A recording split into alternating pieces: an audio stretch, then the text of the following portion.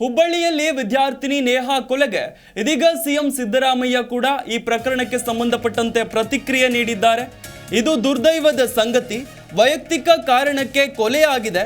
ಆದರೆ ಈ ಒಂದು ಕೊಲೆಯನ್ನ ಬಿಜೆಪಿ ರಾಜಕೀಯವಾಗಿ ಬಳಸಿಕೊಳ್ತಾ ಇದೆ ಅಂತ ಮೈಸೂರಿನಲ್ಲಿ ವಿದ್ಯಾರ್ಥಿನಿ ನೇಹಾ ಕೊಲೆ ಪ್ರಕರಣಕ್ಕೆ ಸಂಬಂಧಪಟ್ಟಂತೆ ಈ ರೀತಿಯಾಗಿ ಸಿಎಂ ಸಿದ್ದರಾಮಯ್ಯ ಪ್ರತಿಕ್ರಿಯೆ ನೀಡಿದ್ದಾರೆ. ಕೊಲೆ ಪ್ರಕರಣವನ್ನ ರಾಜಕೀಯಕ್ಕೆ ಬಳಸಿಕೊಳ್ತಾ ಇದ್ದಾರೆ. ಆದರೆ ಇದು ದುರ್ದೈವದ ಸಂಗತಿ, ವೈಯಕ್ತಿಕ ಕಾರಣಕ್ಕೆ ಕೊಲೆ ಆಗಿರುವಂಥದ್ದು.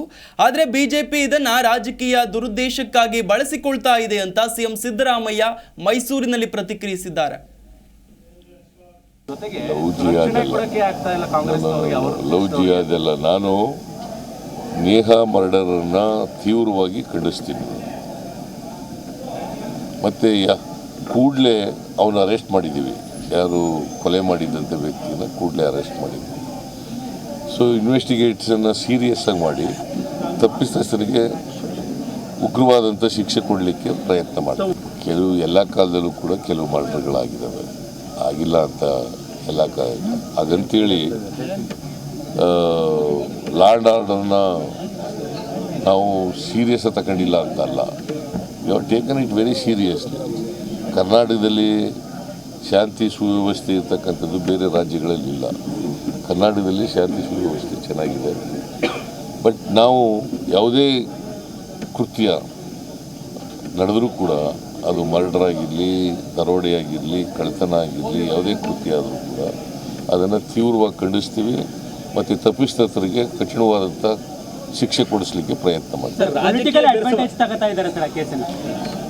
ರಾಜಕೀಯಕ್ಕೆ ಬಳಸ್ಕೊತಾ ಇದ್ದಾರೆ ಅಷ್ಟೇ. ಇದು ದುರ್ದೈವ.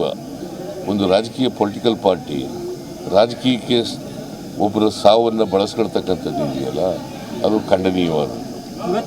ರಾಜ್ಯಾದ್ಯಂತ ಪ್ರತಿಭಟನೆ ಮಾಡ್ತಿದ್ದಾರೆ. ಅಲ್ಲ, ಮಾಡಲಿ. ಅದಕ್ಕೆ ನಾನು ಹೇಳಿದ್ದು ರಾಜಕೀಯವಾಗಿ ಬಳಸ್ಕೊಳಕ್ಕೆ ಹೋಗ್ಬಾರ್ದು.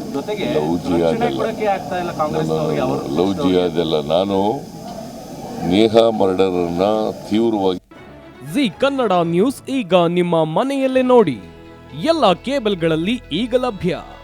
ಸನ್ direct 292, Jio TV 1334, U digital 162, city cable 51, GTPL 17, Abhishek cables 821, rock line telecommunication 51, Shri Basaveshwara number 60, Vinayaka digital number 53, in digital number 896ರಲ್ಲಿ.